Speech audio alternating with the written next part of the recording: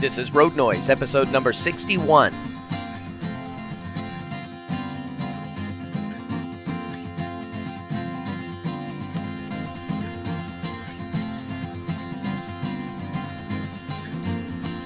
Hello and welcome again to another episode of Road Noise, Life 1 Mile at a Time. I'm your host, Michael Blackston, and you're sitting alongside me in the passenger seat as I commute all over the Southeast for my work as a granite etcher. I'm an artist for tombstones, and I travel a whole lot, and I needed somebody to talk to, so I created Road Noise. I wanted to make relationships with people, and you are learning to live life 1 mile at a time right alongside me. So thank you for joining me. If this is the first time you've listened to the podcast, then you may say, what is that noise I'm hearing under the sound of his voice?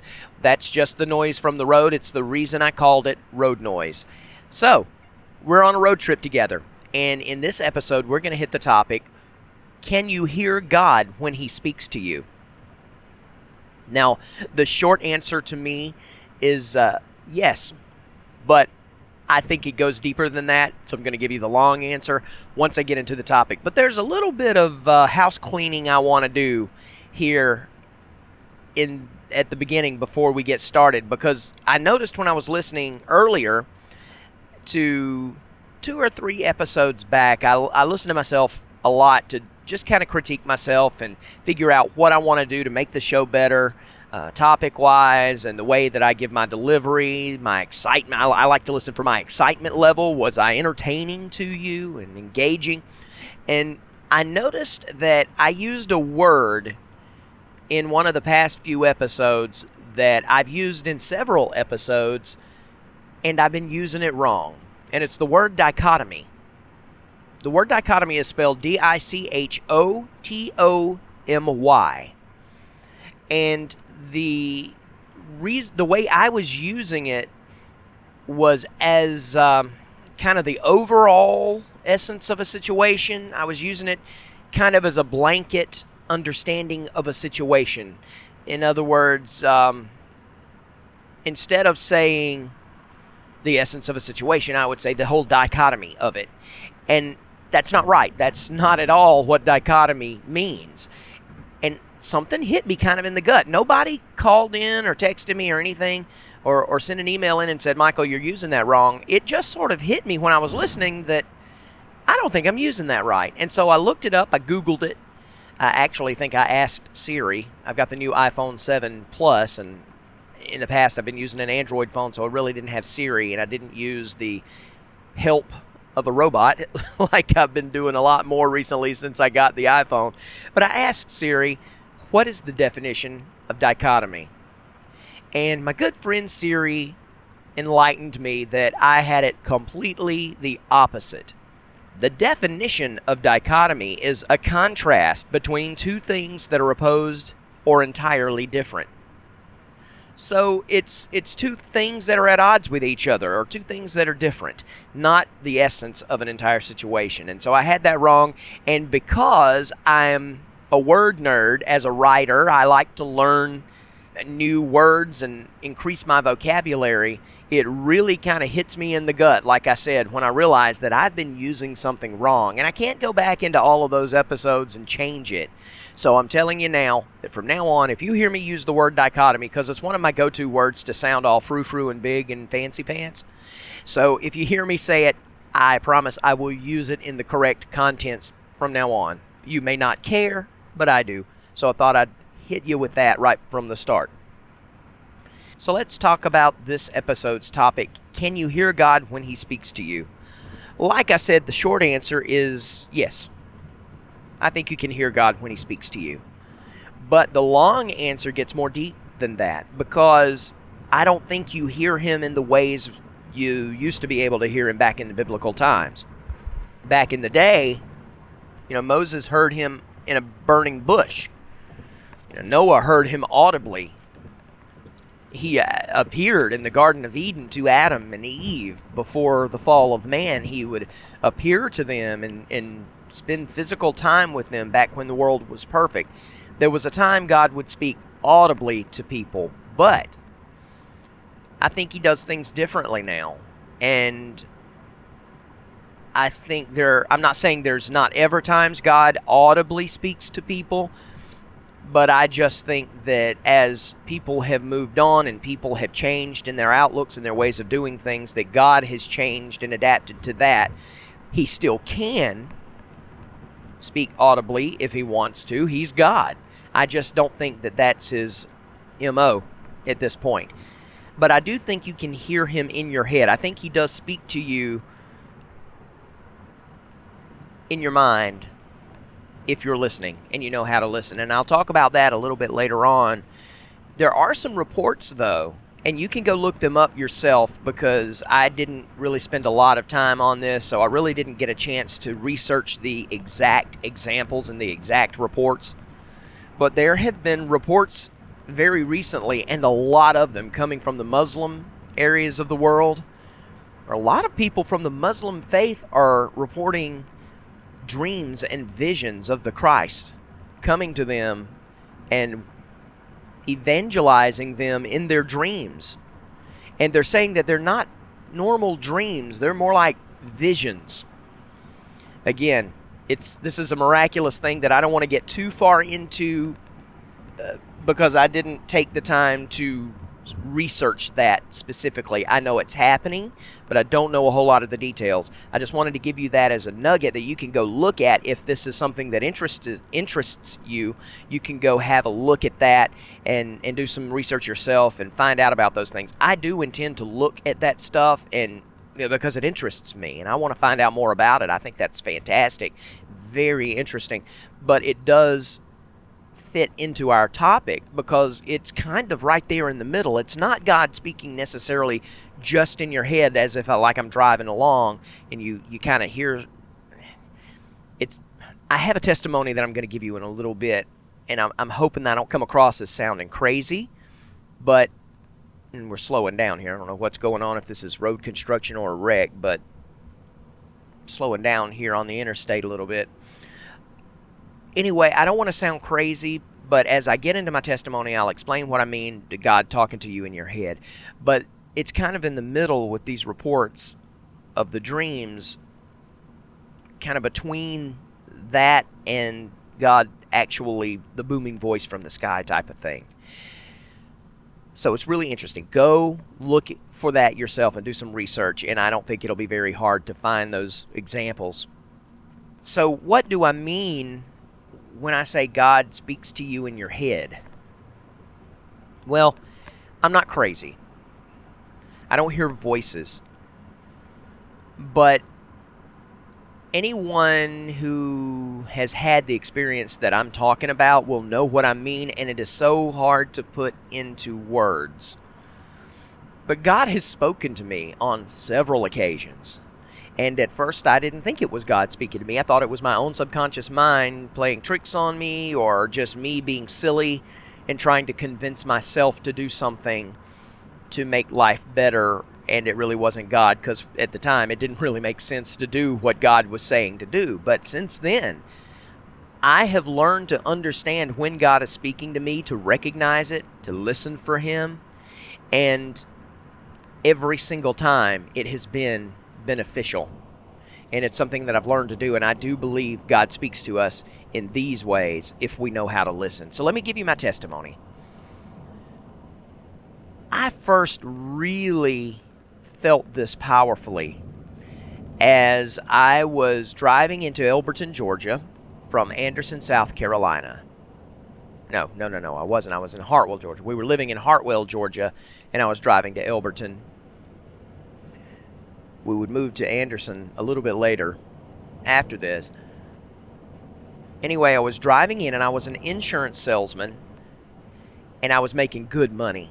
Well, all of a sudden one day, I was on the way to Elberton, which was part of my route, and that morning I suddenly heard in my head, it was like a voice in my head, but if you've ever spoken to yourself, if you ever just kind of have conversations with yourself in your head, that's the way I heard it.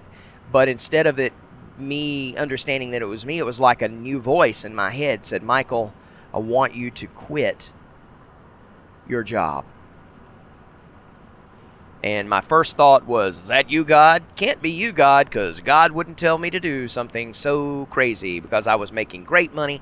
I had a brand new baby. I was finally getting a handle on my life. I had spent almost 10 years of marriage just struggling, pinching every penny, unable to pay bills and everything. And I was doing well for the first time in my life, and God was telling me, or somebody was telling me, to quit. I rationalized it and said that this has got to be me, because I didn't like the job. In fact, I pretty much hated it. It wasn't the worst I'd ever done, but I didn't like it. And I wasn't happy that I was in this situation, because I was making good money, couldn't really quit, but didn't like my job. But I knew that that's the way it is for a lot of people, and I was kind of like, pull up your big boy pants and live life and be responsible. So when this voice comes into my head telling me to quit, I argued. Well, I felt like the voice said, this is God talking to you, and I'm telling you to quit. And if you will quit and obey me and have faith, then I am about to give you what you've always asked for a career. Now, I had been praying that God would send me something that would allow me to be my own boss. I wanted to run my company. I wanted to make my hours. I wanted to be in control and in charge. It was something I'd wanted since childhood. And I'd done 15 years of work that I hated in various and assorted jobs, going from job to job. So I thought naturally that this was me just convincing myself to do something irrational and try to find something I liked. And I argued, and I said, I can't do that. That's stupid. I can't. But the more this voice needled me and spoke to me, the more I recognized it as not my own, because I wasn't asking for it. I tried to hide this voice. I tried to ignore it, and it kept coming back. And I said, I'm either crazy or this is God. So this voice in my head said, if you do not quit your job, follow me, or follow my guidance, have faith, then I'm going to quit your job for you. In other words, you're going to suddenly stop being able to sell a single insurance policy. It's just going to dry up. I'm going to put you out of this job one way or the other if I have to dry up all of your ability to sell. So the choice is yours. And if I have to do that, then the road towards this blessing is going to be much more difficult than what I'm promising you now, if you follow me in faith. Well, this is difficult for me because I've always been a person of faith, and I've always claimed and kind of prided myself on being one of those people that is very faithful in some things, not everything. Honestly, there are a lot of things in my life I still struggle with, like tithing and offerings and stuff, because money has always been so hard since I went out on my own. I've struggled with the faith to give, and it's something that burdens me. Anyway, I struggle with this, and I finally just said, whatever this is, whoever this is, if it's God, if it's me, I can't quit my job. So I didn't. And it happened just as this voice in my head said it would. Suddenly, out of the blue, I couldn't give away an insurance policy, not even a $10 a month fire policy, which I was known for. All of a sudden, everything dried up, just as God had told me it would. And then I knew things are about to get difficult, because he said, if I go this route, you're going to have to learn some lessons, and it's going to get difficult. Surely enough, it took me 10 months to find another job. I finally got a job after 10 months. I decided I'll do whatever I have to do. At that time, it was right at the beginning of when all of the job market dried up and nobody was able to find work. I finally got work through somebody in my church running a big yellow machine, kind of a forklift type thing that lifted and moved cars around, junk cars, in a junkyard for an auto auction company. It was in the middle of July, and I was running this hot machine, sitting in a big metal machine with no air conditioning in the middle of July in a junkyard in the deep south. It was miserable. But it was finally, after 10 months, a check coming in. I mean, it wasn't much, but it was a check coming in. And after 2 weeks of doing that, that voice pops into my head and says, Michael, now I see that you will do whatever it takes. Did you learn your lesson? Did you listen to me? Will you listen to me now? Because life's been really, really tough since our last conversations. And it happened just as I told you it would. Do you believe me now? Or are we going to have to keep learning lessons? I believe you, God. I had already decided that it was God when the ability to sell insurance dried up and everything happened just as He told me. It just hit me. It happened in my heart.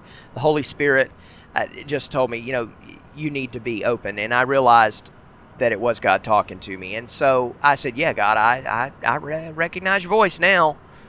So what's up? And I knew what was coming.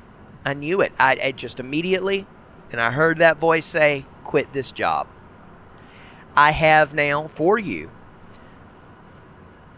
everything you've asked for. I have the beginning of a fantastic career that is going to take care of your family. You're going to be your own boss. No, I'm not going to tell you what it is right now. It'll come. You're going to have to be faithful. But I want you to quit this job. And I said, God, it's been almost a year of unemployment. I can't do that. I got to keep this job. I'm miserable in it. Yeah, but I got to keep it. He said, we can do this one of two ways. And I thought about it. And I said, you know what? That one of two ways the last time was no stinking fun. All right, God. I'm not making much anyway. It really wasn't that much of a sacrifice or a leap of faith at this point, but it was a leap of faith. Because I just wasn't making much. The check I was making was not very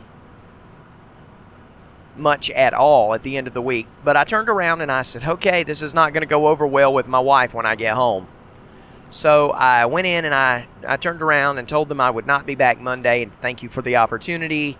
But I felt God was pushing me in a different direction, and I walked out and I called my wife and told her what was going on. Or actually, I think I waited. She was working at a bank at that time, so I must have had to wait till she got home. But the conversation when I told my wife, and we've got a new baby, or 1-year-old, the conversation with her then when I told her I'd quit yet another job did not go well. I don't remember quite exactly what all happened and how the argument went down, but I do know there was an argument and probably tears. But in the end, she agreed with me and said, it happened just as you said it would last time you said God was talking to you. If you say He's talking to you now, we're just going to have to step out on faith. And that was a Friday. It was either the next day or on Saturday or on Sunday that I got a phone call from a friend of mine. Earlier, before I had quit the insurance job, or basically kind of quit / got fired because I couldn't sell anything, I was doing well financially, and I had directed a Broadway review show, and this young lady was in the show, and her sister was helping us do makeup. And the young lady in the show loved the Phantom of the Opera, and when we found out it was coming to Atlanta, her sister asked, would I be willing to drive? She said, aren't you going to see it? Because she knew I loved it too. And we said, yeah, we're going to see it. She said, well, it's in Atlanta. I don't want to drive in Atlanta. Would you be willing, if I paid you some gas, to drive me and my sister to Atlanta? When Phantom comes, we'll all go together. I said, sure. She got her tickets on the same day, I suppose, whatever. Well, actually, we hadn't ordered the tickets yet. We had just planned on going.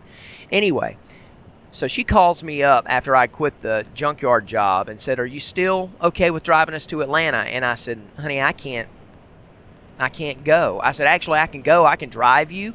If you want to give me gas money, I'll be glad to do the driving and wait in the garage for the show or something, during the show or something. I said, but I can't afford to go to the show. I said, I've been out of work for a long time, and I'm out of work now. Well, she knew I was an artist, and she said, We just lost. She said, as you know, I work for a hand etcher. Keep in mind, this is the same weekend I had quit the job and God promised me He had my new career for me if I had just had faith. And she called me. She said, as you know, I work for the premier etcher, granite etcher in Elberton, and we just lost an artist. If you've got a portfolio and are interested, I can tell my boss to be looking for you on Monday morning. And I said, absolutely. Now, I knew what etching was. I knew etching was artwork on black granite tombstones. That's about all I knew of it. I had had a little bit of experience, but that was all. So I took my portfolio in on Monday morning. The boss was impressed with my artwork, gave me a little black granite tile and a machine and a picture and said, here, go see what you can do with this. See how well you can duplicate this on the black tile, and I'll look at what your work is just naturally and see if I can train you. So I brought it to her probably 30 minutes later maybe, and she said, absolutely, I can train you, and come to work tomorrow and you got a job. I'll put you on a stone in the morning. Just like that, the very next week, God had delivered me into a job that was art related. Now, it wasn't my own boss. It would be 3.5 years before I became my own boss. But after about 3 years, I started deciding that immediately I knew with the etching that this was what I wanted to do for a living. I said, this is what I want to do. I love this. And after 3 years, I decided there was a niche for me traveling around to other companies, and I made a few phone calls and people were interested. So I asked the lady that I worked for if she would mind if I did that on the weekends, drove around, as long as I didn't mess with any of her customers, and she said that was fine with her. So for about 6 months I did that. She even let me work late Monday through Thursday so I could have Fridays off so that I could travel on Fridays. And about 6 months later, I had made enough clientele to where I could step away from that company as my own traveling granite etcher, and it's what I do today.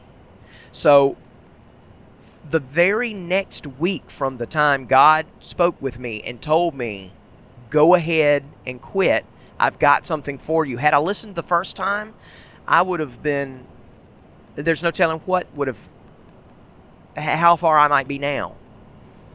But I had to go through those hard times, and they're blessed hard times, because I learned a lot about faith and a lot about struggle. A lot that I had not known. I thought I knew struggle, but I didn't until I was out of work and couldn't find work for 10 months.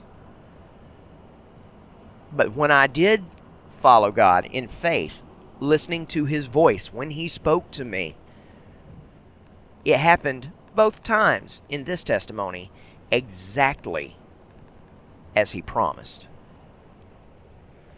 One other quick testimony that I'll tell you, because time is running long now, about this, hearing God, is I was in a church revival and the plate was being passed around, and this was way before this last testimony.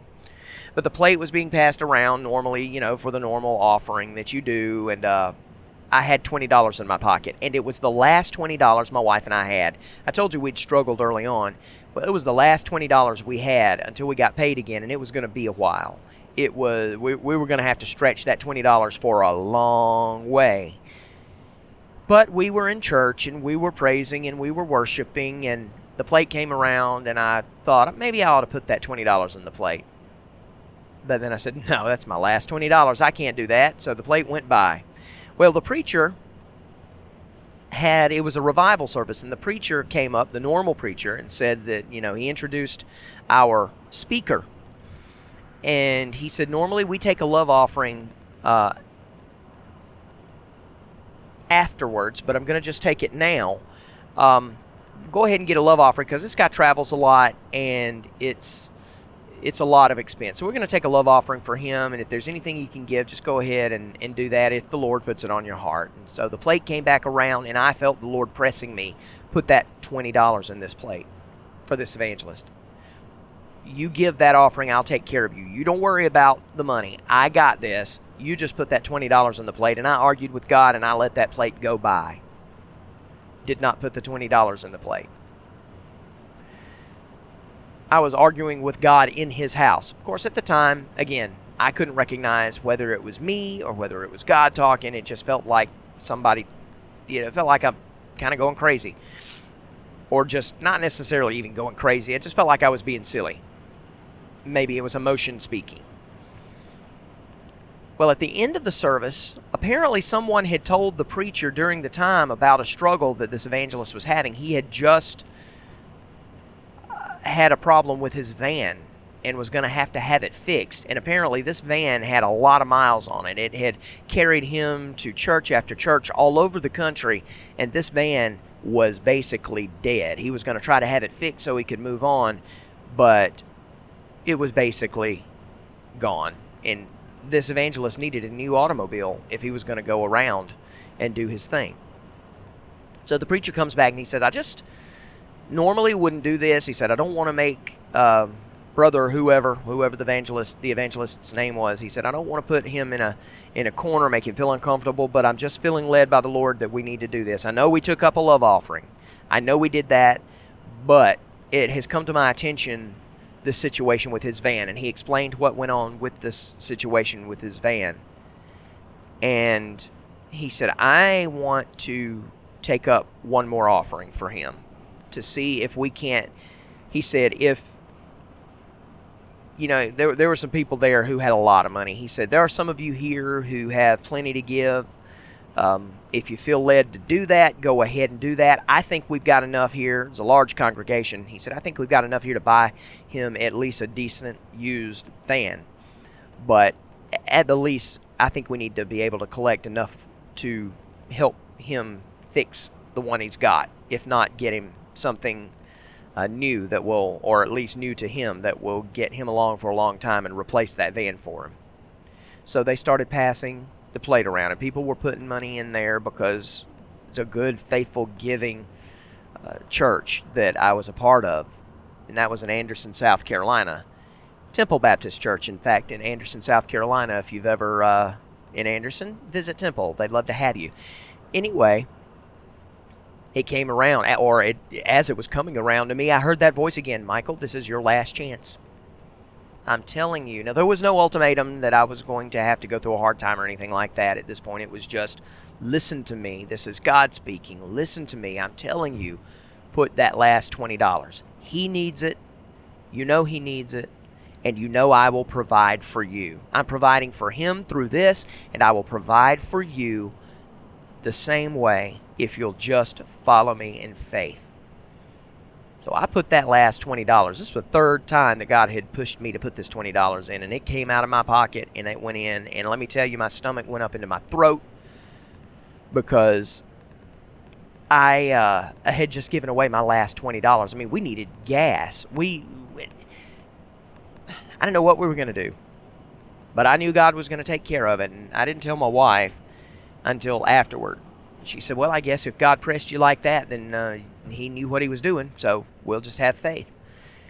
That very night, we went straight home, or we went straight to my mom's house from church because my mom was going to cook supper. And we went straight there from church. Kayla and I were having this conversation as we pulled in on how we were just going to have faith.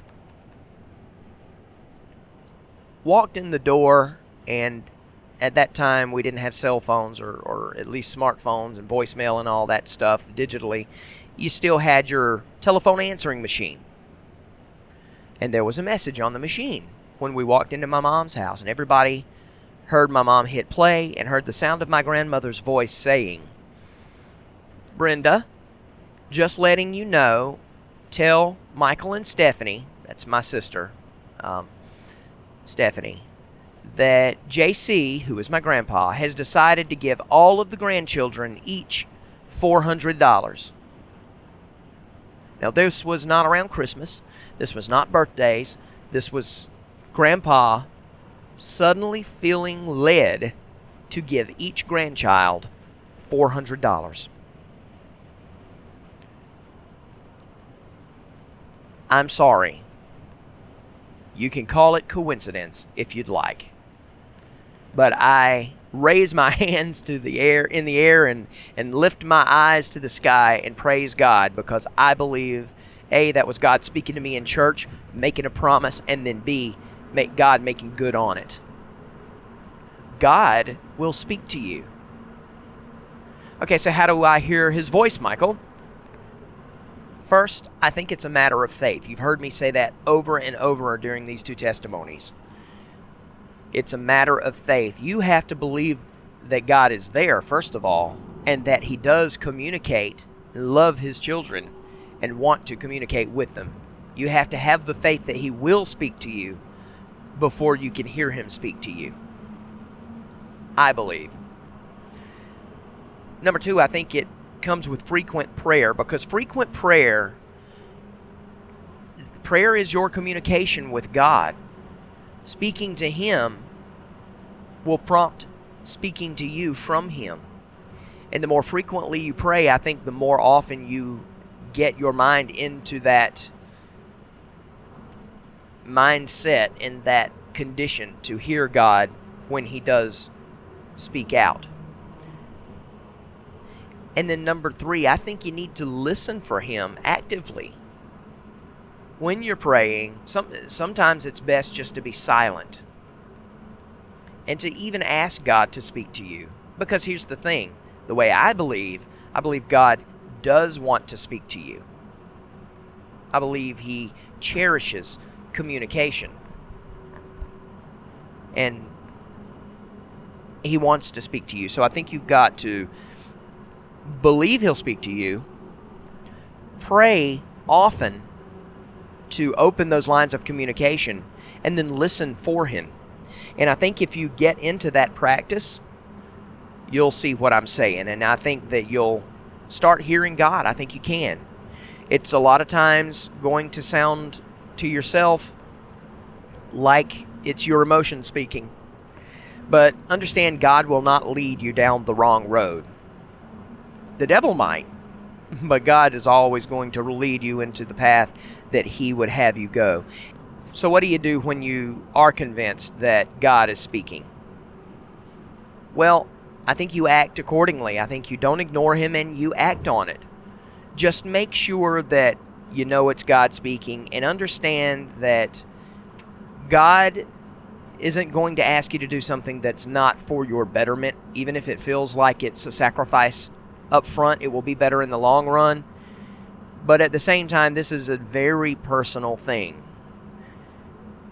I don't want you to think I'm telling you every time you hear a voice in your head say do something, do it. You're going to know whether or not it's right for you.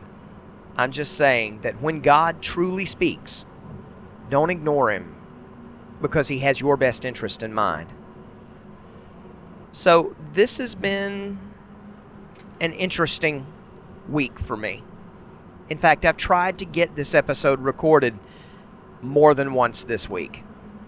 As I record this on a Wednesday morning, the clock right here says 6:25 a.m. Eastern Time, on Wednesday, December the 6th or 7th. I'm not even sure what day it is. Let me look at... Oh, I hit the wrong button, and I'm driving, so I can't just really take my eyes off the road. It's December the 7th. As I record this, this is number 6. Yes, I believe it's number 6. Take number 6 of me trying to record this particular episode with this particular topic.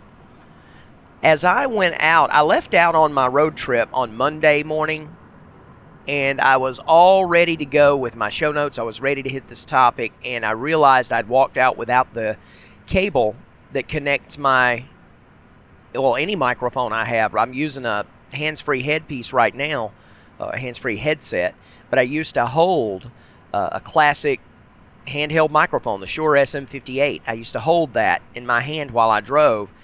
Well, neither of those would work, and I had my headset with me, but I didn't have the cable that connected it to the computer so that I could record this podcast episode. So I got to thinking, everyone has told me Well, no, that's not right. No one has really told me. I've just heard it several places, and it certainly wasn't everyone, but I have heard that the iPhone system had great microphones and that the iPhone 7 had a really good microphone, and you could use it in a pinch to do your podcasts. In fact, I'd heard from other podcasters that some of them just use their iPhone as their microphone and then record it onto a recording app and then upload it to their computer, and they're good to go. So I decided I was going to try that. And the first thing I did was I did some testing. And lo and behold, when I ran it to my computer, it was fantastic. Actually, the audio that I got from the iPhone originally was better than the audio that I've gotten from the Shure SM58 or this Audio-Technica headpiece that I'm using. So I was really excited. And I said, I'm going to record this. And not only that, I may use my iPhone to record the podcast from now on because it was so deep and clear and rich. It sounded fantastic. It sounded at that particular test like some of the top-notch podcasters who have high-dollar microphones that I'd listen to. I don't know why. Well, actually, I do know why I got that kind of sound quality at that point. And it does give me some excitement about some future stuff if I'm somewhere where I would like to record something and I don't really have the opportunity. I don't have my equipment with me. But anyway, I'll get into that in a second. So I listened to it and I got excited. So what I did was I recorded that while I was waiting in line at Bojangles to get a biscuit that morning. Okay, so I get down the road, I start recording it, and I got about 10 or 15 minutes into it, and I just pulled it away to make sure everything was good and noticed it had stopped recording like 5 minutes earlier. Well, that angered me. I had to start over. That was take one. So I started again with take two. Take two, same deal. I got about 15 minutes in, pulled it away to look at it, and I mean, I'm sitting here doing this while I drive, so my mind is focused on driving first, then what I'm saying into the podcast episode. I wasn't thinking every 2 or 3 minutes to look at my phone. I didn't want to do that anyway. So I looked back, and surely enough, 5 minutes into the episode, it had gone away. It had just stopped. So I realized two things. One, that the app that I had did not have unlimited recording. It was a free version of the app, and so it only gave you about 5 minutes of recording before it stopped, and it didn't give me any sort of a notation that it was stopping. No sound or a beep or anything like that. And second of all, the cancel button was right at my cheek, which meant, because it's a touchscreen smartphone, I would say something around that time that would make my cheek hit that phone and it would stop the recording. So I went in and I paid like $1.99 or $2.99 to get the unlimited recording feature on that app. And then I took a piece of paper and folded it and taped it over the cancel button on the app when it was in there. So I'm thinking, okay, great, I am ready to go. So I start recording it. I got about 30 minutes into it. I was getting close to being done with the whole topic and was going to start telling you about my week and the positive review and all of that. And the phone rings. It's my wife. I didn't fret about it at the time because I figured it would pause the recording or just keep recording or something until I got off the phone. Well, when I got off the phone, it had completely wiped out all 30 minutes of take 3. By now, I'm frustrated. So, take 4. I start recording. I get 30 minutes into it. My wife calls again. I had meant to tell her, don't call me unless you need to, like there's an emergency for the next hour because I'm trying to record this podcast. But I had forgotten to tell her that. Called me again. Take 4. Got stopped. I lost everything. So I said, I'm going to turn on Do Not Disturb next time I try this. And by this time I was almost into Sumter, South Carolina, where I was going. So I said, there's no point in trying to do it now. I'll just do it on my way home. I had to leave early yesterday morning or about noon yesterday to get back home to see my son's band concert because I had promised him I would make it to that. So I drove back from Sumter, and then that's why I'm on the way back this morning. And so I said yesterday when I leave on Tuesday, I'll just record it again. I'll have that whole trip, and I'll put it on Do Not Disturb so nobody stops me from recording. This is take number 5, 40 minutes into this episode, and bam, my wife calls again. And Do Not Disturb, it turns out, doesn't stop phone calls. I guess I would have to completely block my wife's number for the moment, which I'm not going to do. So I have tried to do this episode 5 times before now.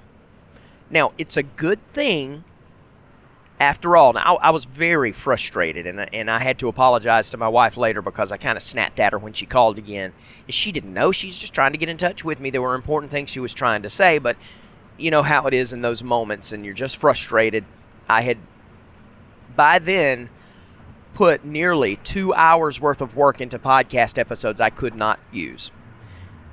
That's stressful. If you've ever tried to do anything like this, you know how stressful something like that can be. Just losing one episode, and now I had lost 3 almost complete episodes. So I apologized and told her what was going on and decided that it's just not going to work from the phone. But I did decide, let me do some tests again, because I realized something at that moment. I realized when I had done the test the first time and I loved that audio, and that's one of the reasons I was so stressed out, was because I wanted to hear an entire episode with this just fantastic audio. I realized I had recorded it while waiting in line at Bojangles, which meant there was no noise of the road going on. I didn't know, and in fact at the time when I thought about how clear it was, I had marked in my mind how I couldn't hear any noise from the road. This was fantastic. It was going to be so clear for my listeners, but the reason was because I was stopped. It just didn't dawn on me that I wasn't driving at the time. And it hit me then, after that 5th try, that I had been driving, and maybe it didn't sound as good as I thought. And surely enough, when I did a couple of tests, I did tests on 4 different options on that recording software to see, what kind of sound quality I would get and the best kind. And while it would be usable, while I could get away with it for an episode, once I got on the road, that phone picked up the road noise so loud that it was almost as equal to the sound of my voice, and even noise reduction. I can only use a little bit of the noise reduction feature in Audacity, which is the software I use to record this on my computer. It only reduces the noise of the road so much without garbling and really messing up my voice and making it not sound good at all. So it's really a blessing after all of that I didn't get finished with an episode and was prompted to give it another test while driving, because it wasn't really all that usable. So I'm back to the headset. I also want to report that I finished my novel this week, Mr. Long Said Nothing, Draft 1. I'm not completely ready to release it yet, but I did finish Draft 1 of the novel. I got to write the end on the 1st of December. I had hoped to try to get it by the end of November. I had put something on Facebook that I thought I'd be able to finish it by the end of November, but I wasn't able to do that. I missed it by a day. I'm okay with that. I put 12/1/2016, the end, right above that, and oh, what a great feeling it is to have finished my very first novel. I might do an episode about that, because most people, most creatives I know have tried to write something at one time or another. And now I want to give you my positive review for this week, and it is for an application for my phone that I've gotten. I told you I got the new iPhone 7 Plus. Well, one of the reasons I got that phone was because the camera is supposed to be really good. The video camera is supposed to be really good, and I want to start doing some videoing. I want to, in fact, eventually start recording these podcast episodes as I drive on a video, and then running the good audio into it, dubbing it over so it doesn't have distant audio from the phone, but what you're hearing now. I kind of piece it together, but I'd like to actually have live video on YouTube. And so that was one of the things I wanted to do, plus some other things. And when I got this application. I decided to look at what applications could help me have more great quality video than just the native software that comes with the phone, because it's decent, but it's not great. It's a smartphone video camera. But what I found was that you can purchase. Now, all I found was stuff that you could purchase, but the one that I did find was relatively inexpensive if you're going to use it, if you're serious about using it. If it's something that you're just going to use for a little bit here and there, if you've got 15 or 20 bucks to throw away, fine. I think it was $15. I can't remember. It was either $10.99 or $15.99, come to think of it anyway. The app is called Film IC Pro, or Filmic Pro. And the app takes over your video camera when you're in the app and gives you a lot of control over it. It gives you manual control. You can set ISO, you can set white balance, there's a pan stabilizer or a hand stabilizer so it doesn't jump around as much. There's a lot you can do. You can change the frame rate. For instance, films, movies, generally the standard is 24 frames per second.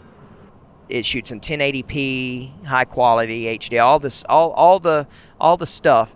Filmic Pro is kind of a standard for shooting on your cell phone, and there have even been some independent films shot on iPhones using Filmic Pro. And I've looked at some clips, and they're not half bad. And the quality is decent. In fact, my critiques of those have been, if they'd gotten the sound right, if they'd worked with better microphones and kind of worked in some stuff like normal movies do some editing, sound effects and stuff like that you don't think about, but I noticed them missing, it would have almost looked like a movie just from this app. It's amazing what technology is available to us for basically pennies nowadays.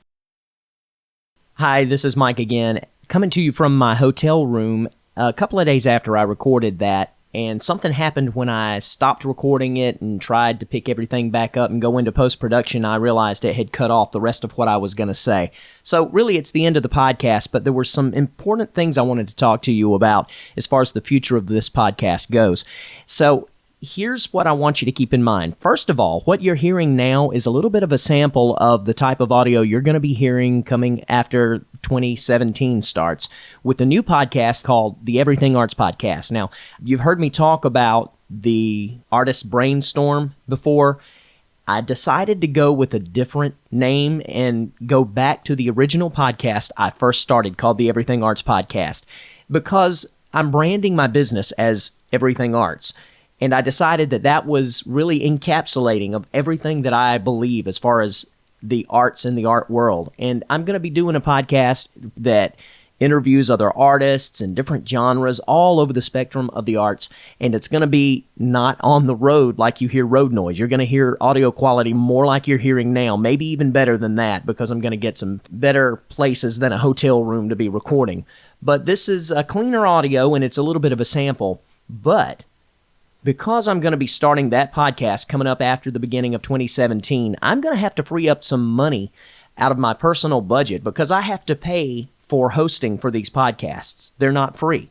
You can get free hosting, but it's not really all it's cracked up to be from everything I've researched. There are a lot of problems that go along with it, and the host that I use right now is Libsyn.